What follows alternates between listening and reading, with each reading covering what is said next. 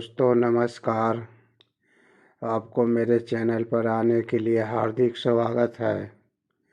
यदि आप मेरे चैनल पर पहली बार आए हैं तो लाइक करें, शेयर करें, सब्सक्राइब करें, साथ ही बेल बटन को दबा दें ताकि मेरा वीडियो सबसे पहले आप तक पहुंचे। मैं बताना चाहता हूँ कि भाई बहनों ने माता दुर्गा जी का पूजा पाठ करते हैं, कोई स्तोत्र पढ़ते हैं, कोई सिद्ध कुंज का पाठ करते हैं, तो कोई चालीसा करते हैं, तो कोई नवान मंत्र का जाप करते हैं, तो कोई अष्टाक्षरी मंत्र का जाप करते हैं, तो कोई एकाक्षरी मंत्र का जाप करते हैं।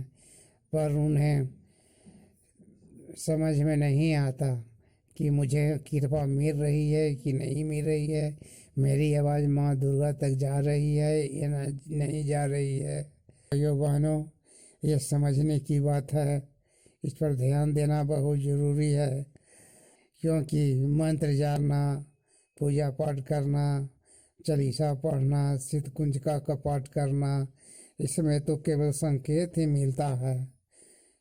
कोई डरावने भयभीत करने वाले अनुभव नहीं होते। भयभीत करने वाले अनुभव होते हैं तामसी साधना करने पर, लेकिन जब सात्विक पूजा पाठ करते हैं, मंत्र जाप करते हैं, उसमें डरावने सपने भयभीत करने वाले अनुभव कभी नहीं होते हैं। इसलिए आप पूजा पाठ करते हैं, ध्यान करते हैं, मन जप करते हैं, तो कभी निराश मत होने की ज़रूरत है। आप पूजा पाठ लगातार निरंतर करते रहिए।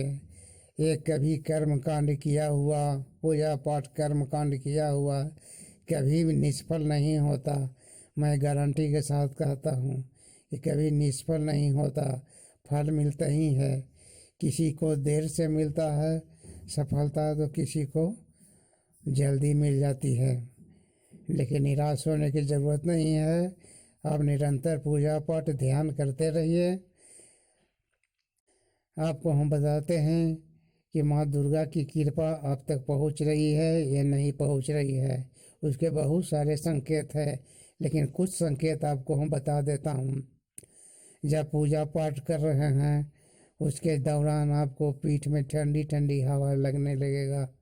आप सोचेंगे कि दरवाज़ा खिड़की तो बंद है, पर ठंडा ठंडा हवा कहाँ से लग रही है। दूसरा संकेत है कि यदि आप अगरबत्ती धूप जला रहे हैं तो उसका धुआं ऊपर न उठकर बीच में ही धुआं फैल जाएगी और कुछ न कुछ आकृति बना लेगी, तो समझ जाइए कि आप पर दुर्गा माता की कृपा आ रही है।